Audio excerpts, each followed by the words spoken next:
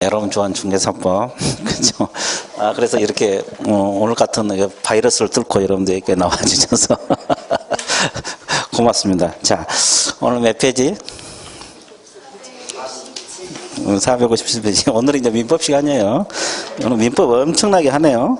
공시법 선생이 해드리지, 그죠? 민법 교수가 하지, 또 우리 중개사법에서 또 하지. 민사특별법입니다, 오늘은.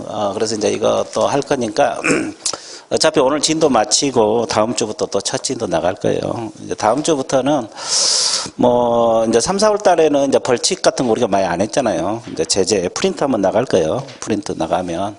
그걸 그때 내가 체크하는 대로 하면 돼요. 진도 나갈 때마다. 그래야지 다 되지. 한 번에 하려면 힘드니까. 그렇게 해서 이제 차근차근 나갈 테니까 그렇게 하시고. 1, 2월 달에 거의 한 80%는 다 강의가 끝난 거예요. 한 20% 남았거든요. 그러니까 이제 그거 1, 2월 달에 한 거 플러스 3, 4월 달에 안 했던 거 하면 이제 다 건드려요. 내용은 다 건들 거고. 5, 6월 달에는 또 반복 복습 들어가는 거고. 이제 그렇게 할 테니까 쭉 따라와 주세요. 그래도 잊어먹을 거예요. 자주 잊어먹어요. 자주 잊어먹어요. 왜냐면 공부 양이 많잖아요. 과목별로. 그러다 보니까 잊어먹을 수밖에 없거든요. 그래서 자꾸 반복을 하셔야 돼요. 내가 누차 강조했지만 10번을 보고 시험장에 가야 된다고 이야기했어요.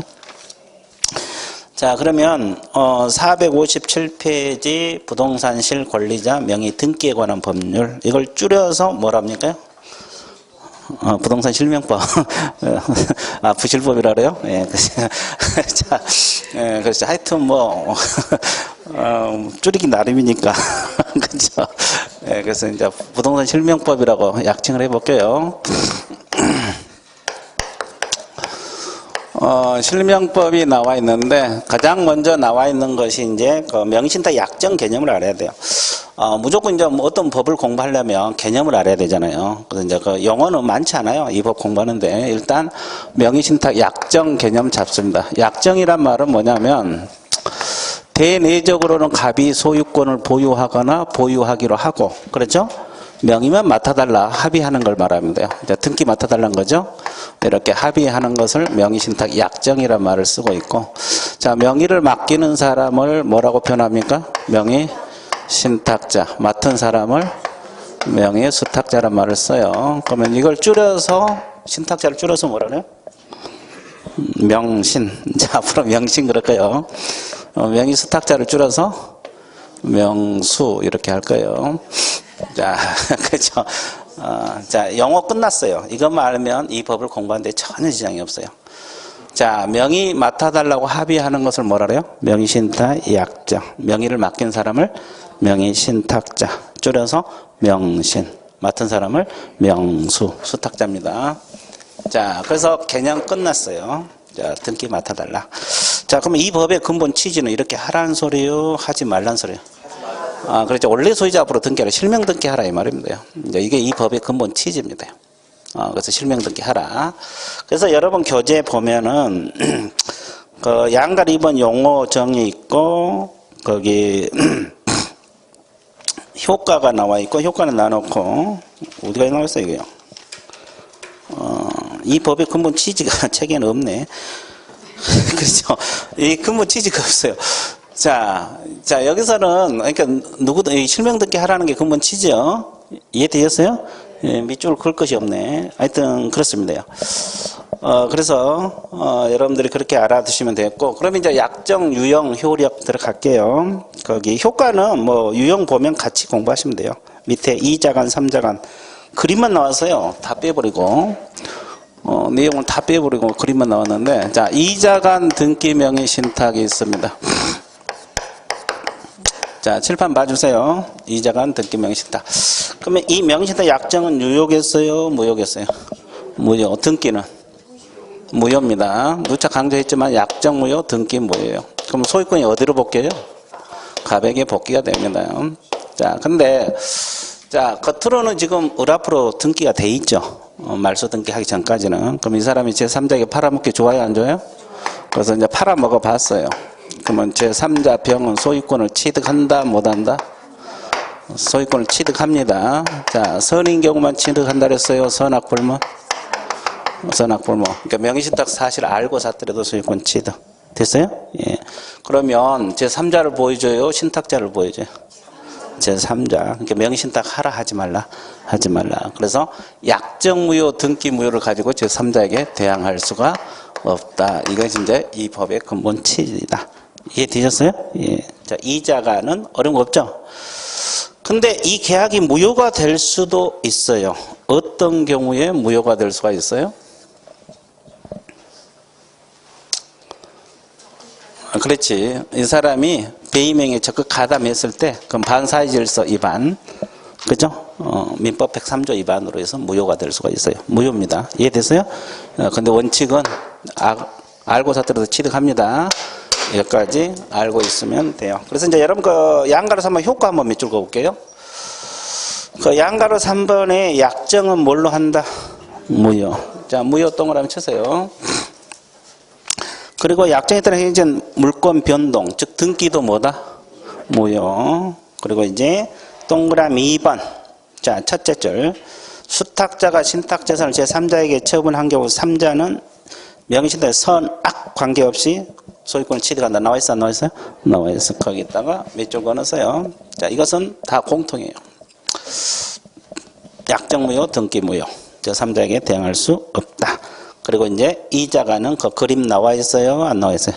나와 있어요. 그 그림이 나와 있으니까 그거 참고하시면 되겠어요. 자, DP 넘기세요. 자, 그 다음에 3자간 등기명의 신탁이 나와 있어요. 3자간 등기명의 신탁. 자, 칠판 봐주세요. 자, 갑이라는 사람이 원소유자입니다. 갑이라는 사람이 뭐다? 원소유자. 근데 이제 이 사람이 팔아먹었어요. 누구에게 팔아먹었을 것 같아요? 을에게. 그렇죠? 그러면, 을이 샀으면 자기 앞으로 이전 등기 해야 되죠. 근데 등기하기 싫다고 명의를 맡깁니다. 자, 병에게 명의 좀 맡아달라. 그래서 이제 둘이 합의를 하고 명의를 맡았어요. 자, 명의를 맡은 사람 뭐라 그래요? 명수. 명수. 박명수가 아니라 명수. 명의 수탁자. 명의를 맡긴 사람을 신탁자. 그래서 이제, 자기 앞으로 등기해야 되는데 병한테 맡달라 합의를 해서 바로 등기가 넘어와요. 이거 이제 3자간이거든요. 그랬죠? 그럼 원래는 이렇게 갔다가 이렇게 와야 되잖아요. 건너뛰었어요? 안 뛰었어요? 이걸 중간 생략형 명의신탁 이렇게도 표현을 해요. 중간 생략형. 그렇죠? 3자간을. 이해되셨어요? 예. 자, 이겁니다요. 그러면 이 약정은 무효다, 유효다? 무효. 약정은 다 무효입니다. 근데 이 등기는 유효, 무효. 무효입니다. 똑같아요. 약정 무효, 등기 무효. 그럼 이제 소유권이 어디로 볼게요? 을에게 볼게요? 자, 갑에게 볼게요. 이제 등기가 일로 넘어왔잖아요. 그래서 이제 이 사람은 직접 이전 등기 청구를 행사하지 못하고 갑을 대의해서 말소 등기 청구합니다. 그렇죠? 누구를 대의해서? 갑을 대의해서. 그러면 등기가 일로 소유권 복귀가 되죠. 그럼 이 매매 자체는 무효다, 유효다? 유효입니다. 매매 자체는 유효예요. 그러니까 소유권 이전 등기 청구를 행사해서 되찾아올 수는 있어, 없어? 있어요. 그러니까 이 사람이 말소 등기 대의해서 하고 복귀가 되면 이전 등기 청구해서 되찾아올 수 있다는 거지. 됐어요? 근데 그 과정에서 명의신탁 사실이 드러날 거 아니에요. 그러면 처벌을 받죠? 자, 징역 벌금 들어갑니다. 자, 몇 년하고 몇 년? 예. 네. 3년. 벌금은? 벌금은 잘 모르고, 예. 이거 기초할 때 한번 했는데. 그렇죠? 자, 이 신탁자에게는 5년 이하의 징역에 2억 원 이하 벌금 들어갑니다. 여기는 3년하고 1억 들어가요. 자, 그래서 이제 우리가 보통 우리 과목에서는 벌칙이 뭐 3년하고 3천이 최고거든요. 근데 실명법 위반하면 억 단위로 벌금이 나온다는 거. 신탁자는 5년하고 얼마? 2억. 수탁자는 얼마? 3년하고 1억. 이렇게 들어갑니다. 그러니까 명의신탁 하라 하지 말라. 저기도 보세요. 신탁자를 보여줘요. 제3자 보여줘. 3자. 그죠? 신탁자는 보여주지 않습니다. 자, 이건 이제 이 내용이고. 그러면 여기도 지금 수탁자가 명의를 맡고 있잖아요. 근데 여기도 이제 자기 거라고 팔아먹기 좋죠? 그러면 제3자 정에게 팔아먹었어요. 그러면 제3자 정은 소유권을 취득한다, 못한다? 한답니다. 똑같죠? 선인 경우만 취득해요. 선악불문. 선악불문입니다. 알고 샀더라도 소유권 취득. 그러면 약정무효, 등기무효를 가지고 제3자에게 대항할 수가 없다. 그 말이죠? 그러면 수탁자는 지금 남은 물건을 팔아먹었잖아요. 민사상 그렇다 치고 형사상 죄가 될 것 같아요? 안 될 것 같아요? 죄가 안 될 것 같아? 뭐 횡령이나 배임이나 뭐 절도나 뭐 이런 거. 아, 횡령은 아니고 여기는 횡령은 아니야. 예, 그래서 이제 여기는 배임죄? 아, 배암 아니고? 나도 배암인 줄 알고 깜짝 놀랐네. 그렇죠. 인상 쓰지 마시고 너무 긴장을 한 것 같아요. 가볍게 봐주세요. 자, 여기는 횡령으로 보지 않습니다. 원래 횡령으로 봤는데 판례가 바뀌었어요. 자, 횡령죄로 보지 않는다는 거예요. 판례. 3년 전에 바뀌었어요. 이제 우리 과목 이것도 알아야 되는데 여기 봐보세요. 그럼 횡령죄가 되려면 남은 물건을 보관하고 있는 자가 처분을 해야 되거든요. 근데 판례 취지가 그거예요. 등기가 유효다, 무효다? 무효기 때문에 남은 물건을 보관하고 있는 자라고 보기 쉽다, 어렵다? 어렵다. 그래서 횡령죄가 될 수가 없다는 게 판례 취지야. 그래서 횡령죄 안 돼요. 근데 이자간도 마찬가지 원리가 되죠? 그럼 이것도 횡령죄로 봐야 돼, 안 봐야 돼? 여기도 안 봐야 되는데 아직 여기는 판례가 안 바뀌어서 보통 이제 횡령죄로 이렇게 이야기를 하고 있는데 문제는 안 나올 거예요. 이것도 어차피 횡령죄 아닌 걸로 봐야지. 왜? 뭐 등기가 무효잖아요. 그러니까 타인의 물건을 보관하고 있는 자 보기 어렵잖아요.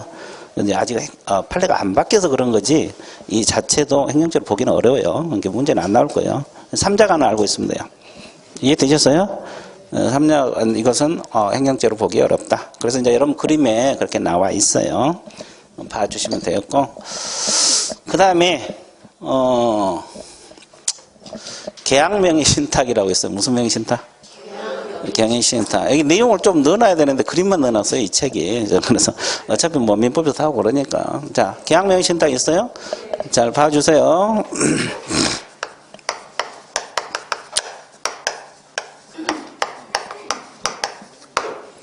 자, 칠판 봐주세요. 자, 늦게 오면 항상 헤매고 있어요. 자, 458페이지입니다. 예, 458페이지. 자, 계약명의신탁. 칠판 보고 있습니까? 자, 갑이라는 사람이 원소유자입니다. 근데 이 사람이 팔아먹었어요. 누구에게 팔아먹었을 것 같아요? 자, 병에게 팔아먹었어요. 자, 매매를 했고, 등기도 넘어왔고, 이 사람이 매수를 했습니다. 자, 매도인하고 매수인, 매매, 등기. 정상거래죠? 근데 왜 명의신탁으로 볼까? 아니, 정상거래잖아요. 근데 왜 명의신탁으로 봐?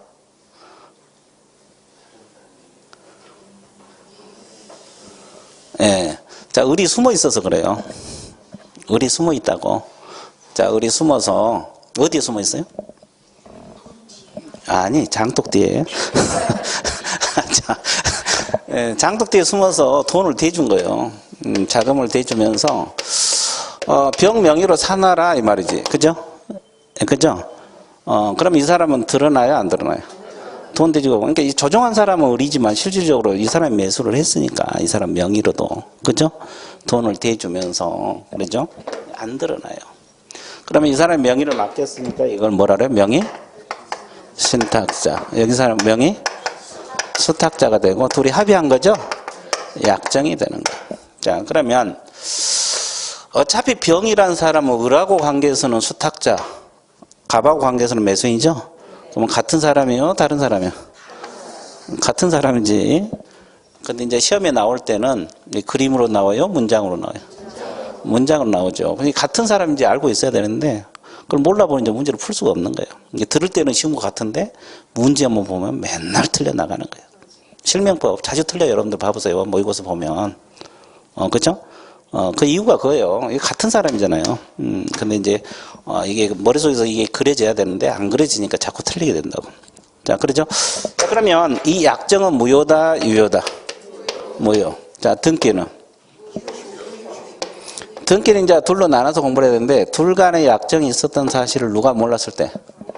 갑, 원소유자. 이 사람이 몰랐을 때, 선이라는 말을 쓰죠? 그럼 이건 유효다, 무효다? 유효입니다. 그럼 소유권이 갑에게 복귀한다는 거야, 안 한다? 안 한다는 거예요.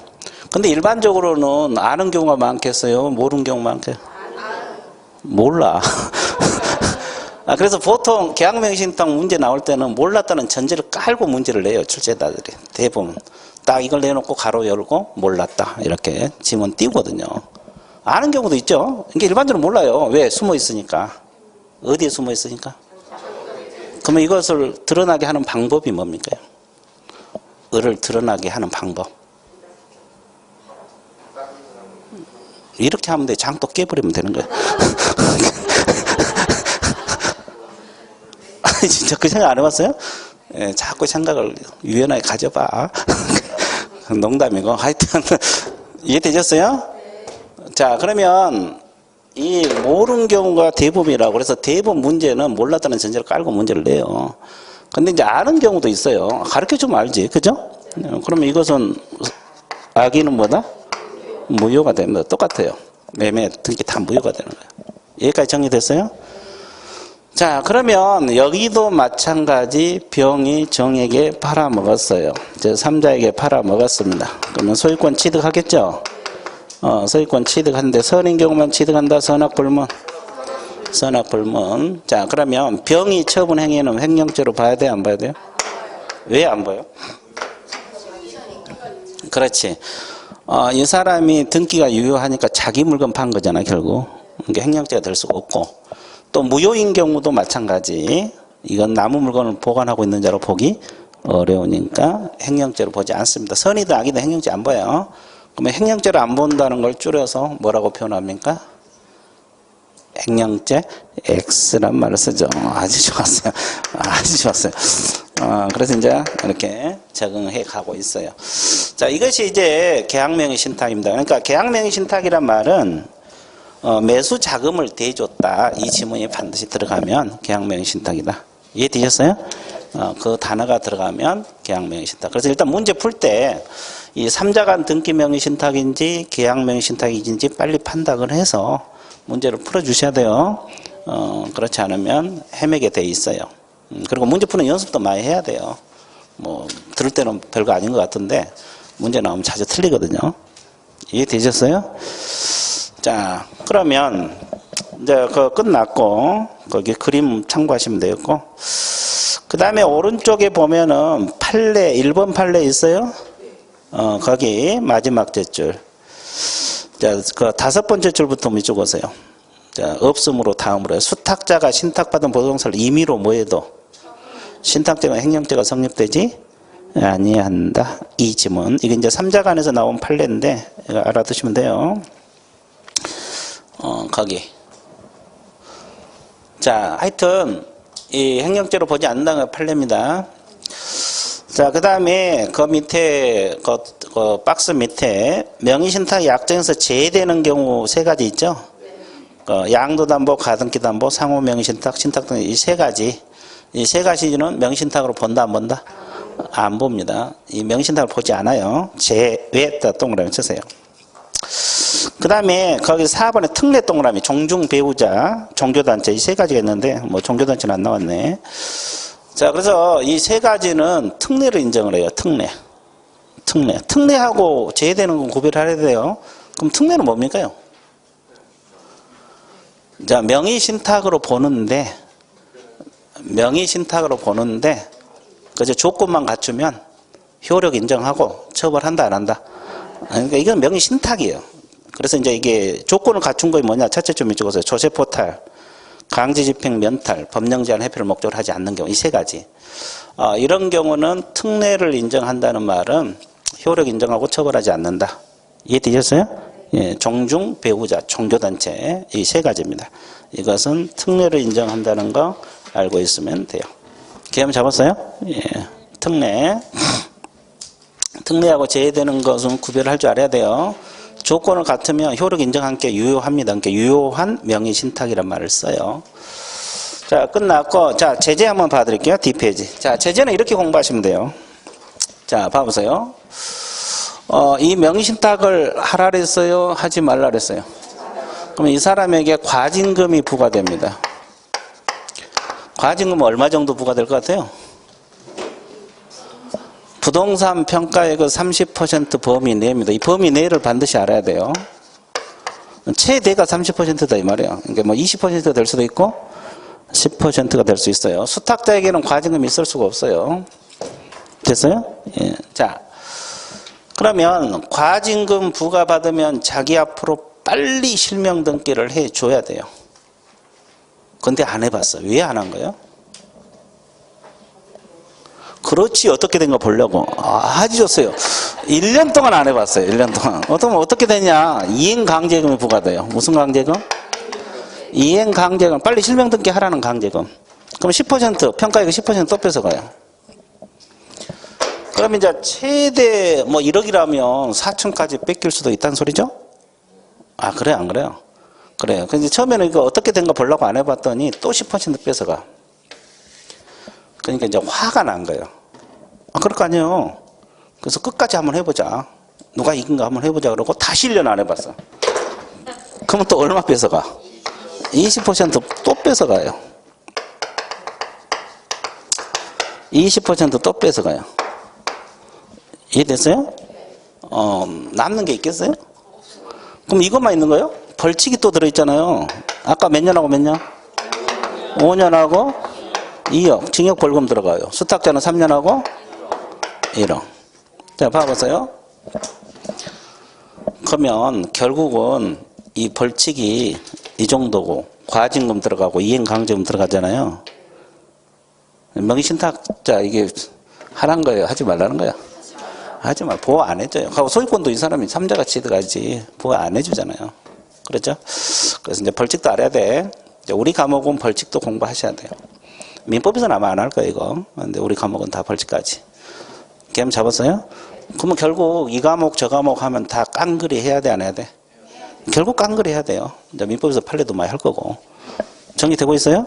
예. 그래서 이제 결국은 다 깡그리 해야 돼요, 실명법. 정리 끝났죠? 실명법 끝났어요. 그럼 밑줄만 그어 넣으세요. 5년하고 2억은 기억만 밑줄 그으세요. 명의 신탁자. 장기 미등기자는 놔놓고. 자, 그 다음에 3년하고 1억은 명의 뭐다? 수탁자. 그리고 과징금은 범위 내. 범위 내 동그라미 주세요. 30% 범위 내. 그리고 명의 신탁자. 그리고 이행강제금도 신탁자에게만 부과됩니다. 자, 그래서 이제 이행강제금 자기 앞으로 실명 등기하라. 1년 동안 안 하면 10. 다시 1년 안 하면 20. 정리되고 있습니까? 되게 쉽죠? 끝났어요. 이제 문제 푸는 연습만 하면 돼요. 연습만 하면 돼요. 자, 잊어먹으면 또 하면 되니까 일단 가볍게 들어주세요. 자, 그래서 부동산 실명법 끝났습니다. 그 다음 이제 뭘 공부하러 들어가야 돼요? 주택임대차 보호법 주임법입니다. 그래서 이제 이 교재는 판례만 냅다 넣어놨어요, 지금. 그죠? 기본 이론은 별로 안 넣어놓고, 판례만 냅다 넣어놨는데, 일단 1, 2월 달에는 판례보다는 기본 이론 잡고, 3, 4월 이후에 판례 필요한 것만 하면 돼요. 이해되셨어요? 자, 그래서 여러분들이 그 462페이지를 펴놓고, 어디를 보고 있으면 됩니까? 칠판. 자, 주택임대차 보호법 들어갈게요. 줄여서 뭐라 그래요? 주임법.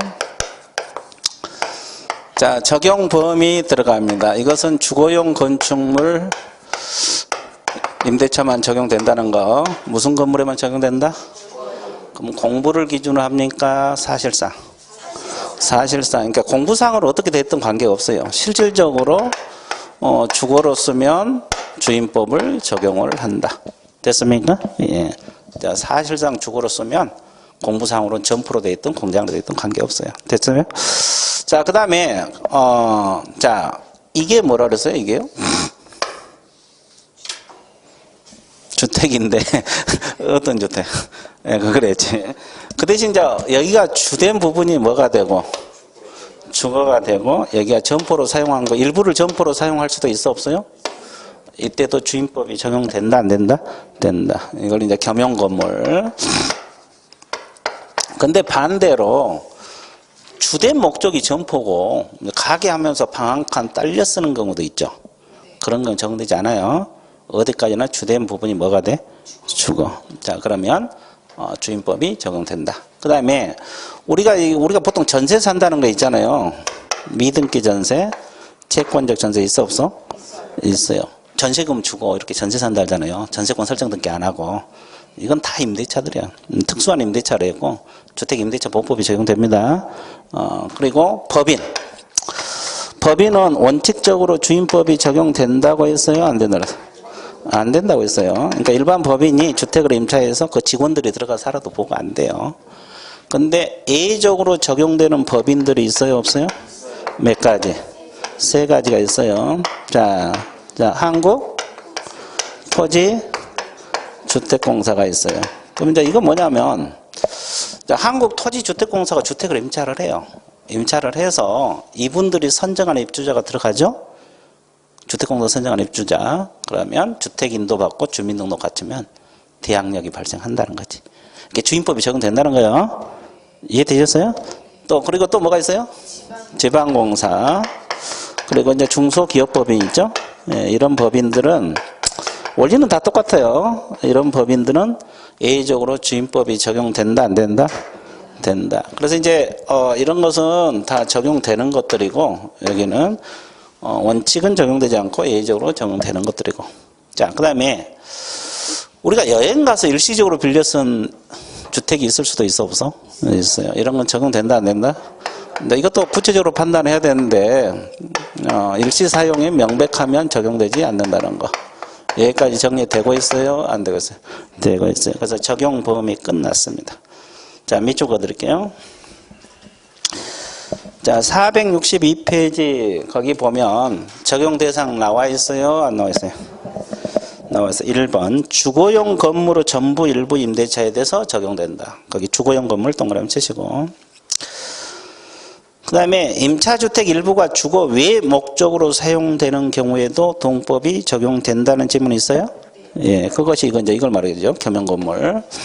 자, 어디까지나 이제 주택이 주된 부분이 돼야 됩니다. 그리고 3번. 공부상 용도는 사실상 주거 밑줄어서 사실상 주거로 쓰면 주임법이 적용된다는 말. 됐어요? 자, 그 다음에 무허가 건물 미등기 주택도 밑줄어서 이것도 주임법이 적용됩니다. 그죠? 그 다음에 5번도 비주거용 건물 임대인 동의 동그라미 치세요. 주거용으로 개조한 건물에도 적용되고. 자, 6번 법인도 일정한 경우 적용된다는 지문이 있어요? 그 일정한 경우가 밑에 나와 있죠? 한국토지주택공사, 지방공사, 중소기업법인. 이것만 적용이 된다. 나와 있죠?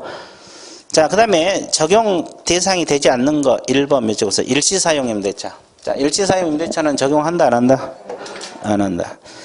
그리고 2번 한국토지주택공사, 지방공사, 중소기업법인을 제외한 법인 동그라미. 일반 법인을 말하는데 이건 적용한다고 했어요? 안 한다고 했어요? 안 한다고 나와 있고. 자, 그 다음에 비주거용 건물 일부를 주거 목적으로 사용한 경우 적용되지 않는다. 일부. 아까 이야기했죠? 가게 하면서 방 한 칸 쓴다 할지 이런 건 적용되지 않아요. 이해되죠? 그럼 4번 채권 회수 방법으로 소액 보증금 임대차 결정은 적용되지 않는다. 그거 나와 있는데 이것은 이제 사용 수익이 주 목적이 아니라 돈 받을 목적으로 주택 임대차 계약을 체결한 경우가 있어요. 이런 경우는 적용되지 않는다. 이런 내용입니다. 그래서 일단 적용 범위, 적용 대상이 되는 거, 안 되는 거 정리 끝났어요? 안 끝났어요?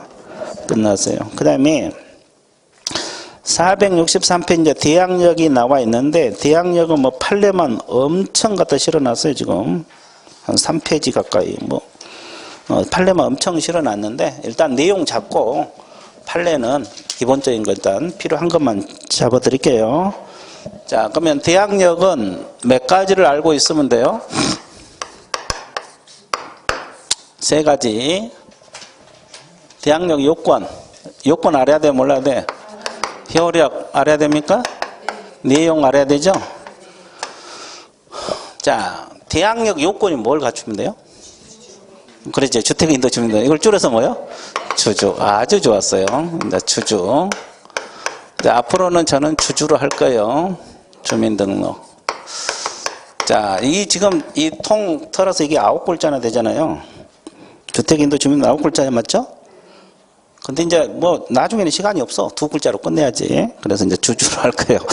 주택인도 주민등록 줄여서 뭐다? 주주. 자, 그럼 언제 주민등록이 된 것으로 본다? 전입? 신고할 때. 그러니까 주민등록부에 올라갈 때가 아니라 신고할 때. 그죠? 예. 신고가 수리되면 주민등록이 된 것으로 봐버려요. 그래서 전입 신고할 때. 정의되고 있어요? 아직 주민등록부에 안 올라가더라도 전입 신고할 때 주민등록으로 보는 거예요. 자, 그러면 효력은 이길 몇 시? 다음날 몇 시? 0시. 자, 그러면 내용이 뭐예요, 내용? 대항한다는 거. 아, 주장할 수 있는 건데. 자, 좋았어요. 다시 설명드리면, 가부주택이고 우리 점유를 하고 있죠, 주택을? 자, 임대차 계약을 맺었어요. 자, 이게 뭐요? 임대인. 이게 뭐요? 임차인. 근데 이 사람이 대항하려면 주주는 갖추고 있어야 되겠죠? 근데 이 사람은 자기 소유니까 제3자에게 팔 수가 있어요, 없어요? 있죠. 자, 뭐 매매뿐만 아니라 상속이 될 수도 있고 증여가 될 수도 있고 경매가 될 수도 있어, 없어? 통틀어서 양도인, 양수인 그렇습니다. 자, 그러면 자, 이 사람이 사가지고 내 주택 내놔 그랬어. 내가 살 테니까 나가라고 했어요. 근데 이 사람이 뭘 갖추고 있으면? 대항 요건을 갖추고 있으면 대항할 수 있다, 없다? 그러면 나가 그러면? 아, 싫어 그런 게 아니라 못 나가. 아, 싫어. 아, 좋았어요. 자, 못 나가 하는 게 대항력이에요. 못 나가. 그러면, 자, 이해되고 있어요? 아, 너무 심각해. 자, 앞쪽에 와서 앉아요. 좋았어요. 너무 심각해. 자, 봐보세요. 이 사람이 이제 사가지고 자기 거잖아요. 이 사람은 임대차 살고 있는데 나가라 했을 때 못 나가 하는 것이 대항력이라고. 됐죠? 그러면 왜 갑하고 계약을 했는데 알지도 못한 병에게 대항을 하는 거예요? 이제 이게 주 내용이잖아요. 임대인 지위를 승계한 것으로. 이게 내용이에요. 못 나간 말이 그 말이에요. 임대인 뭐다? 지위를 승계가 되니까. 그러니까 이 사람은 권리금을 다 승계를 받거든요. 승계를 받기 때문에 그러면 나중에 이제 이 사람 임대인은 마찬가지죠. 지위를 그대로 받았으니까. 그럼 나중에 주택도 누구에게 돌려줘야 돼요? 병에게 돌려줘야지. 보증금도 병에게 찾아가는 거예요. 됐죠? 예. 그래서 이것이 이제 대항력 내용입니다. 지위 승계한다는 거. 지위를 승계하는 거. 지위를 뭐 하는 거? 지위를 뭐 하는 거? 승계하는 거. 이게 대항력 내용이라고. 못 나가. 이제 못 나가입니다. 자, 그러면 대항력 기본적인 내용은 끝났어요. 자, 대항력 요건은 주주. 효력은 이길 몇 시? 내용은 못 나가. 그럼 끝나요. 간단하잖아요. 요건은 뭐다? 주주. 효력은 이길 몇 시? 0시. 내용은 못 나가. 자, 그러면 이런 경우가 발생할 수 있죠. 이 사람이 이게 승계를 원하지 않을 수도 있어요. 이 사람에게 넘어가 버리면 이 사람이 보증금, 이 사람한테 못 받을 것 같아, 보증금. 1억이나 되는데. 그럴 수도 있어, 없어? 그러면 이의제기해서 승계를 막을 수도 있어요. 양도 사실을 안 때부터 상당한 기한 내에 이의제기하면 돼요. 그러면 이 사람 보증금 채무는 소멸하지 않아요. 이건 판례입니다. 법에 규정이 있는 게 아니고. 이해되셨어요? 자, 그거 알아두시면 되겠고. 그 다음에 이제 그 판례를 엄청 실어놨는데, 자, 필요한 것만 할게요. 자, 봐보세요. 자, 임차인은 제대로 전입신고를 했어요. 집은 다 갖춰서 했는데, 공무원이 잘못 옮겨 적어 볼 수도 있어요, 없어요?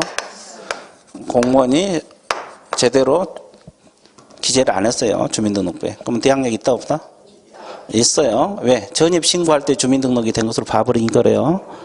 자, 근데 임차인이 전입신고를 잘못했어요. 그러면 공무원은 그대로 옮겨 적었어요. 그럼 대항력 있어, 없어? 없어요. 그죠? 그리고 세대원 일부만 전입해도 보호가 됩니까? 안 됩니까? 되죠. 뭐 가족 4명인데 1명만 전입신고해도 보호가 되는 거고. 그 다음에 다가구 주택하고 다세대 주택 있죠? 다가구는 어디까지만 기재가 해도 보호가 돼요? 집안. 동호수까지 이런 것들은 이제 기본적인 내용이고 그 외에도 뭐 대항력 관련 판례 많이 있는데 그것은 서서히 하기로 하고 일단 이 정도만 정리할게요.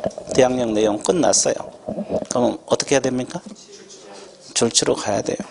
자, 그 463페이지를 보시게 되면 양가로 1번에서 동그라미 1번 첫째 줄 두 번째 줄만 몇 줄 보세요.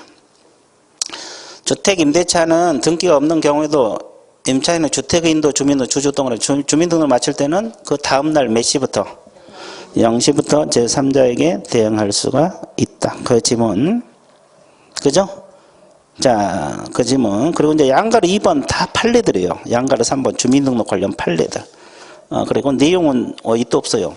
대항력 내용은 뭐냐면 거기다 그냥 옆에다 적어 놓으세요. 463페이지 옆에다가 대항력 내용 그리고 땡땡 임대인 지위를 승계한 것으로 본다 이렇게 적으세요. 이게 대항력 내용이거든요. 대항력 내용은 임대인 지위를 뭐한 것으로 본다? 승계한 것으로 본다. 그러니까 못 나가 하는 거예요. 임대인 지위를 승계한 것으로 본다. 자, 적어놨어요? 예, 그리고 이제 거기에 여러분 교재에 나와 있는 내들은 다 판례들이에요. 판례. 이거 관련 판례, 이것 관련 판례들. 그래서 판례는 중요한 것만 체크할게요. 일단 464페이지 볼게요. 뭐 주택 인도 관련된 건 볼 필요 없고. 그 양가로 3번 주민등록 관련 판례들이 많이 적혀 있는데 일단 동그라미 1번 몇 줄 보세요. 주민등록이란 대항 요건은 임차인 본인 뿐만 아니라 배우자, 자녀 등 가족 주민등록을 포함한다. 이 지문. 이 지문 몇 줄 그어놨습니까? 예. 자, 세대원 일부만 전입해도 보호가 된다 이 뜻이고. 자, 그 다음에 2번 판례에 적으세요. 주민등록 신고는 행정청에 도달하기만 신고로서 효력이 발생가 아니라 행정청이 뭐 할 때? 수리 동그라미 수리한 경우에 효력이 발생한다. 이 지문. 도달만 한 게 아니라 수리가 돼야 돼요. 기재에 올라가지 않더라도 일단 수리가 돼야지만이 주민등록이 된 것으로 본다. 뭐 이게 판례고. 그 다음에 거기 4번, 5번 묶으세요. 자, 묶어갖고 밑줄 긋습니다. 임차인 전입 실거를 올바르게 하였다면 이로써 대항력이 생기는 것이므로 공모는 착오로 공모는 뭐다? 착오로 주민등록표상 신거주 지번이 다소 틀리게 기재되었다 하여도 대항력이 있다 이 말이에요. 그 소장이란 말이 잘못된 것 같아요. 영향을 끼칠 수 없다 이렇게 바꿔야죠. 영향을 끼칠 수 없다 이 말은 대항력이 있다 없다? 있다 이 뜻이에요. 자, 대항력 있어요. 자, 그 다음에 그 밑에 누구 착오로? 임차인 착오로 임대차 건물의 지번과 다른 지번의 주민등록 대항력이 있다 없다? 그러니까 결국 임차인이 전입신고를 제대로 한 거예요 못 한 거예요? 못 한 거고. 그 다음에 7번 8번 묶으세요. 7번 8번 그 다가구 단독주택은 뭐만 기재함으로 충분하다? 지번 동그라미. 그러죠? 그래서 지하 1호를 1층 1호로 기재해도 대항력이 있다. 그렇죠? 그러니까 지번만 기재가 돼도 보호가 된다. 이 뜻이에요. 동호수가 잘못되더라도. 그리고 이제 다세대는 그 밑에 다세대 있어요?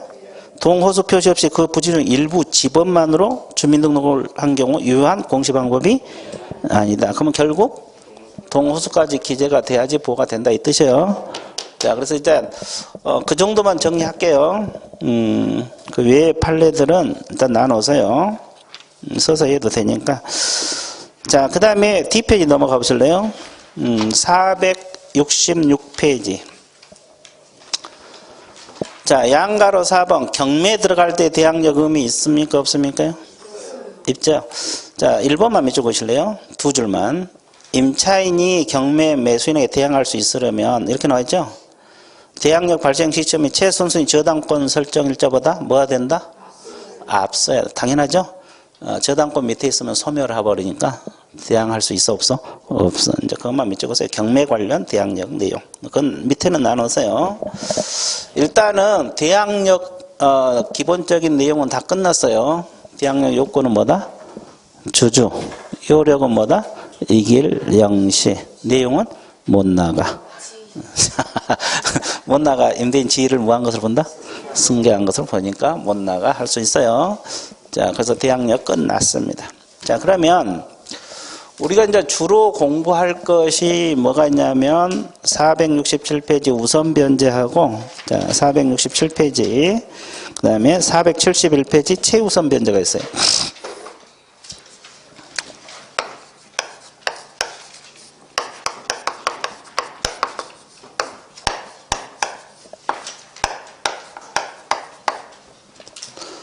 최우선 변제 471쪽입니다. 이거. 그리고 이제 우선 변제가 467페이지죠? 467쪽. 자, 일단은 최우선 변제부터 먼저 하고 우선 변제 들어갈게요. 471쪽을 먼저 보세요. 471페이지. 최우선 변제 나와 있습니까? 그거 하고 우선 변제 들어갈 테니까 칠판 봐보세요. 이것도 이제 기본부터 잡고, 여기도 뭐 판례가 많이 실려 있는데, 자, 보세요. 최우선 변제 요건은 뭘 갖추면 됩니까? 주택을 인도하고 또 주민등록하고 또 소액보증금이라 그랬어요. 예, 소액보증금. 이 소액보증금도 우리 실무 쪽에서는 다 외워야 돼요. 다 외워야 됩니다. 예, 자, 그러면 서울특별시에서는 얼마? 1억 1000에서 3700이죠. 자, 1137입니다. 자, 과밀 억제권역은 1억에서 3004, 134. 광역시는 6000에서 2000. 그 밖의 지역은 5000에서 1700. 517입니다. 자, 그러면 결국 소액 보증금이 충족이 돼야만이 최우선 변제가 인정된다는 거죠. 그래서 이제 뭐 소액 보증금은 자꾸 바뀌기도 해요. 뭐 그럼 다 못 외우겠으면 일단 여러분 이해 돕기에서 일단 이거라도 이걸 외워놓으면 이제 이해하는데 도움 되잖아요. 일단은 됐어요? 예, 바뀔 수가 있으니까 자주 바뀌니까 하여튼. 근데 우리 실무 쪽은 다 해야 돼요. 왜냐하면 이 광역시에서 중개한 사람, 그 밖의 지역에서 중개한 사람 많아요, 적어요? 많죠. 그러니까 이게 우리 실무 쪽에서 세세한 것까지 나와요. 자, 그 다음에 효력은 후순위 권리자보다 우선한다. 선순위 권리자보다 우선한다는 거. 됐습니까? 자, 그러면 이건 언제까지 갖춰야 돼요? 주택인도 주민등록은? 경매 개시 결정 등기 전.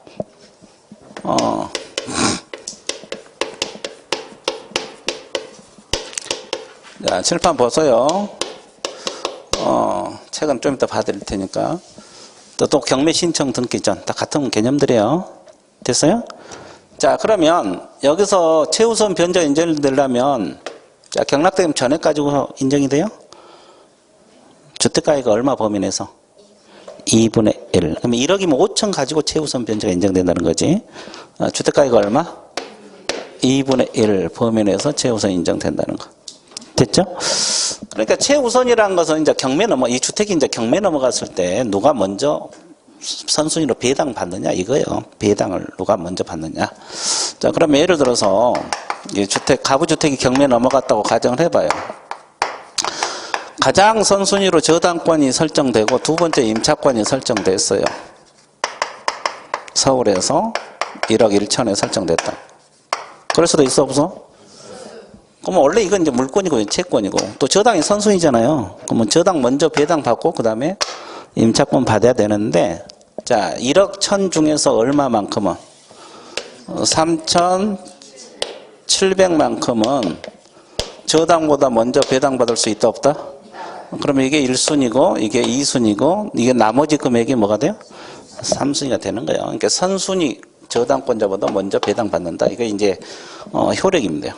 선순위 권리자보다 우선 배당받는다. 그러니까 저당보다 먼저 배당받을 걸 수가 있다. 이 뜻이에요. 이제 경매 넘어갔을 때 이야기하는 거예요. 자, 정리되고 있어요? 자, 그러면 이제 최우선 변제 요건 주주 소액 보증금. 그러죠? 예. 그리고 이제 주택가액의 2분의 1.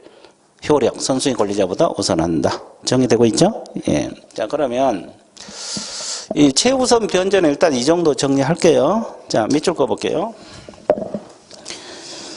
자, 그 양가로 1번에 첫째 줄 밑줄 그으세요. 자, 임차인은 보증금 중 일정액. 이 보증금 중 일정액을 다른 담보물권자보다, 그러니까 다른 담보물권, 저당 생각하면 돼요. 우선하여 변제받을 권리가 있다, 없다? 있다. 그렇지. 뭐, 이게 이제 효력이지. 그 다음에 그 도표에 이제 서울특별시 소액 보증금 나와 있죠? 1억 천에서 얼마? 3,700. 과밀 억제권요? 1억에서 3,400. 134. 자, 광역시는 6천에서 2천. 그러면 그 밖의 지역은 5천에서 1,700. 517입니다. 그러면 여기서 또 하나 주의할 거 있어요. 자, 이거 한번 맞춰보실래요? 자, 이게 뭘 것 같아요? 이게. 잘 모르겠죠? 지역은 맞는데 광역시입니다.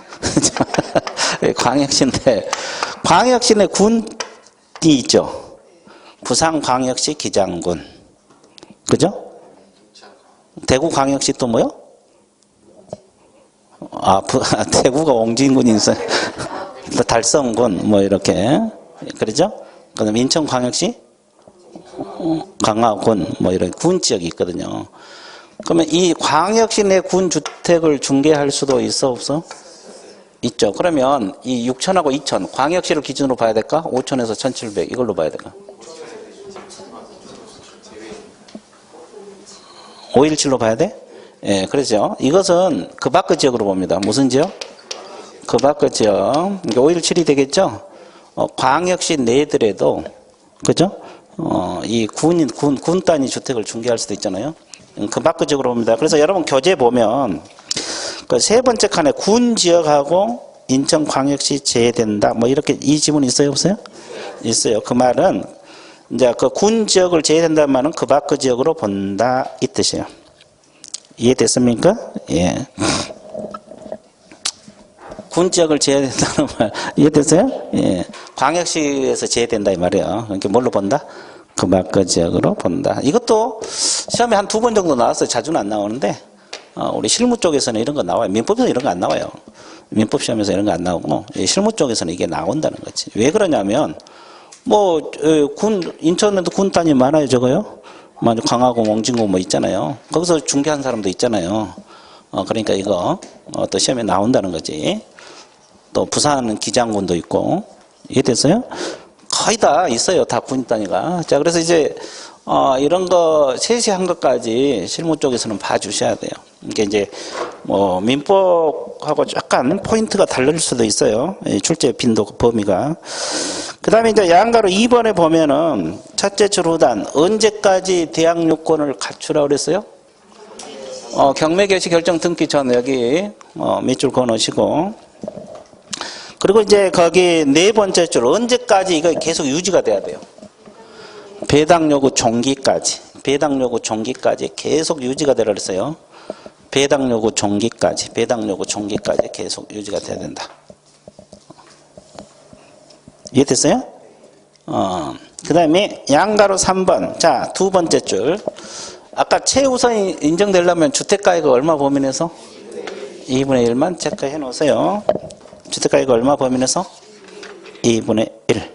주택가액 얼마? 2분의 1. 그러죠? 그리고 이제 나머지는 나눴고 뒷페이지 양가로 9번만 조금 체크해 보세요.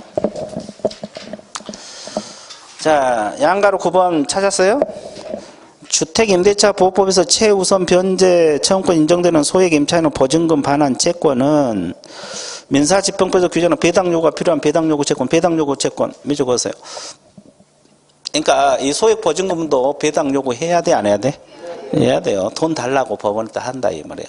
그래야 배당해 준다 이 말이에요. 3,700이고 이해되셨어요?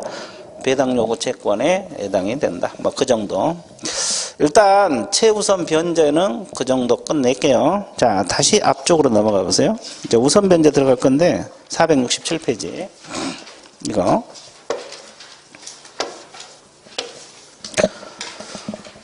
자, 우선 변제 요건은 뭘 갖춰야 돼요? 자, 칠판 봐보세요. 자, 주택을 인도하고 또 주민등록하고 또 확정일자입니다. 자, 그러면 이걸 줄여서 우리가 뭐라고 표현을 해요? 주주확이란 말을 써요. 뭘 강조? 확 강조. 주주확. 그래.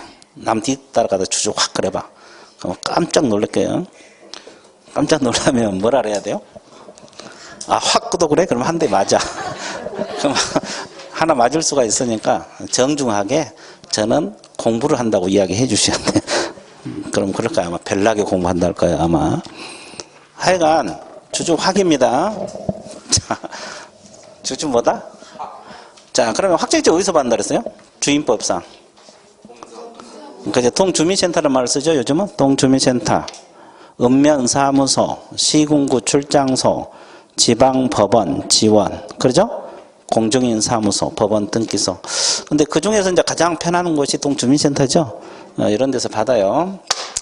자, 그러면 효력은 선순위 권리자보다 우선한다 그랬어요? 후순위 권리자? 후순위 권리자, 일반 채권자보다 우선한다. 이렇게 나와 있어요. 자, 그러면 여기가 이제 세 번째 뭐 근저당이랄까요? 근저당권이 설정됐다. 저당, 임차권, 근저당. 이렇게 설정돼 있죠? 그러면 이건 물권이고 이건 채권이거든요. 원래 물권하고 채권은 뭐가 빨라요? 물권이 빨라요. 순서가 늦더라도. 근데 이 사람이 뭘 받아놓으면, 확정일자를 받아놓으면 후순위 근저당보다 먼저 배당 받아갈 수 있다 없다? 있다 이 말이지.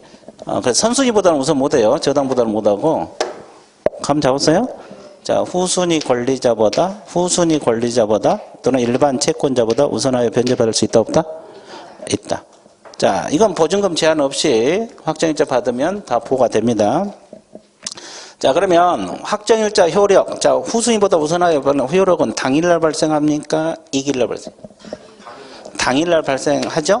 근데 조건이 있죠? 뭘 갖춘 걸 전제로 한 당일? 대항력. 그러니까 여기서 주택의 인도, 주민등록, 확정일자를 자 2일날 받았다. 그러면 받은 즉시 발생하겠죠? 그러면 2일날 발생한다는 소리죠? 받은 즉시. 근데 1일 다 같은 날 받았어요. 또는 뭐 이전에 받았다. 이것은 1일날 발생해요? 2일날 발생해요? 이것은 다음날 0시입니다. 2일 0시. 왜 그래? 왜? 자, 이것은 미리 받았지만 이것이 다음날 몇 시?